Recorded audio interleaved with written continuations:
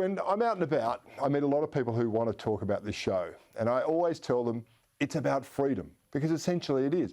Now, I let them know, and I hope you understand this at home too, that we try to make serious points here by exposing the contradictions, the hypocrisy, and quite frankly, the ignorance of the cultural left. You see, their actions and campaigns, whilst dangerous to normality, are simultaneously cringeworthy and rather hilarious. I mean, they lend themselves to laughter and to mockery, if for no other reason than they take themselves so seriously. And while laughing at them is all good and well, their agenda is actually a dangerous one. You see, they continually, when I say they, the left, they continually undermine our God-given freedoms and our liberties using their belief and their faith in anything except the Christian God. You see, they'll worship at the temple of self. They'll serve at the altar of green witchcraft. Well, in fact, they'll prance around the forest of stupidity in preference to acknowledging the importance of Christianity in our history and our future. Now, there are those in Parliament who actually insist that there should be no Christian voice in the public square, even though they support the voices of the atheist or the Muslim, the Scientologist. In fact, they will support any voice except the Christian one in the public square. And that's why it's important that more of our fellow citizens are actually informed about the role of Christianity in our society and how it underpins our freedoms and our liberties. And a new book does exactly that. It's called Christianity is Good for Us. And the author, Dr. Kevin Donnelly, joins me now. Dr. Donnelly, thanks so much for your time tonight. Can you tell me what this book is about and why is it important for our country? Well, firstly, thank you, Corey, for having me on the show. As I write in the collection of articles, when I was growing up in Broadmeadows, my father was a member of the Communist Party. And some people know this, many don't, but he enrolled me in the Eureka Youth Movement, which is the Young Communist Party of Australia. And so it was Mao and Stalin and the Glorious Revolution on Tuesday. Luckily, my mother was a very good Catholic, and so it was Mass on Sunday and communion and confirmation.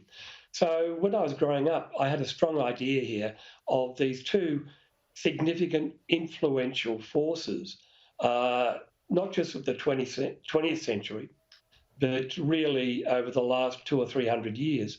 And because of that, I've always had this belief that, as John Howard says, we need to engage in the battle of ideas. And because when I was at university, because when I started teaching, I realised how dangerous socialism, communism, cultural left, cancel culture, whatever you want to call it, I realised how dangerous it was. Millions have died. People live under oppression and tyranny in places like China and North Korea. And so I've tried to understand what is it about Western liberal democracies that give us the freedom and liberty that we take for granted. And a significant element here is Christianity. Is one of the key tenets of this the fact that Christianity applies the universal doctrine of do unto others as you want them to do unto you, and it provides a great framework upon which society can be based. But you don't have to actually, you're not coerced into participating in it. You benefit from all the positives, even if you are not a conscript. You have to opt into it in order to truly be part of it. Is that one of the virtues? There's no coercement in providing the freedoms for people? You're right, Corey. I mean, one of the things I remember growing up, as I said, and going to Mass on Sunday was that when I was taught about the New Testament in particular, which was quite a revolutionary document in terms of what Jesus was saying about the inherent dignity of the person. We're all made in God's image. We must respect and value one another.